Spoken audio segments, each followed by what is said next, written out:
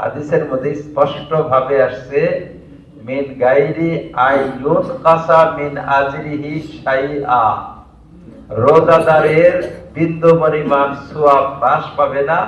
ইফতার দান যে করবে, ইফতারি যে করাবে, সে কিন্তু পূর্ণ রোজার সওয়াব পেয়ে যাবে। যে ইফতারি করাইলো রোজাদারকে, সে পূর্ণ রোজার সওয়াব পাবে, কিন্তু রোজাদার ব্যক্তির বিন্দু পরিমাণ সওয়াব হ্রাস পাবে না, ওর কমবে না। এখন আপনি ভাববেন যে ওর বাড়িতে ইফতার করলে আমার সওয়াব কমে যাবো, এরকম কিছু মানুষ পাওয়া যায়, দইরা রাখা যায় না, ওর থেকে সুইটা দই ফিরে জায়গা আমার সওয়াব নিয়ে যাবো, আপনার সওয়াব নিয়ে হবো না। কাজে এটা ভুল ধারণা।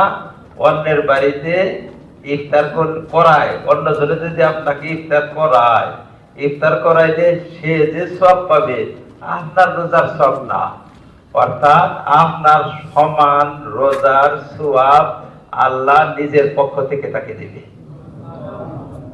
নিজের পক্ষ থেকে। এটা হলো ইফতার করাইলে। আর ইফতার করাইতে কি লাগে? বেশি তো লাগে না, একটা খেজুর দিলেও ইফতার হয়ে যায়, সামান্য এক মুঠ খানা দিলে ইফতার হয়, এক গ্লাস শরবত দিলে ইফতার হয়। কিন্তু যারা দিলে ঠান্ডা পানি দিয়ে বহাই থবেন, খুব বরফের পানি, কিন্তু ওইটা উল্টা হবে, এটা না।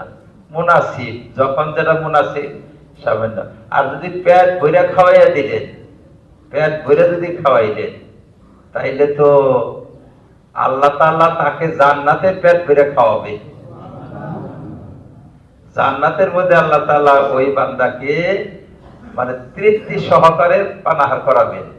আপনি এনে একটা রোজাদারকে পেট ভরে খাওয়াইলেন, আপনি জান্নাতের মধ্যে আল্লাহ পাক আপনাকে হুর গিলমান নকিদারি কইরা, হুরেরা নকিদারি কইরা আপনাকে তৃপ্তি সহকারে খাওয়াবেন।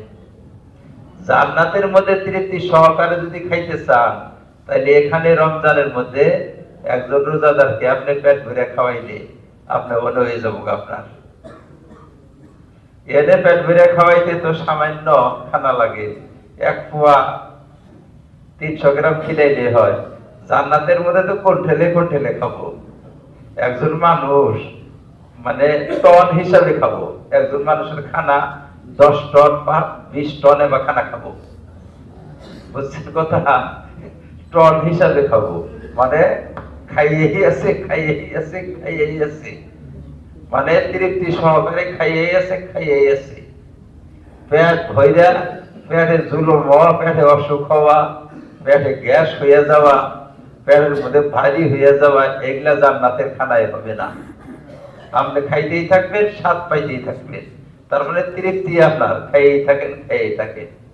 এমন কি কোন খানা 40 বছর পর্যন্ত চলবো, খাবার বসে 40 বছর খালি খাইয়েই থাকবেন অনবরত।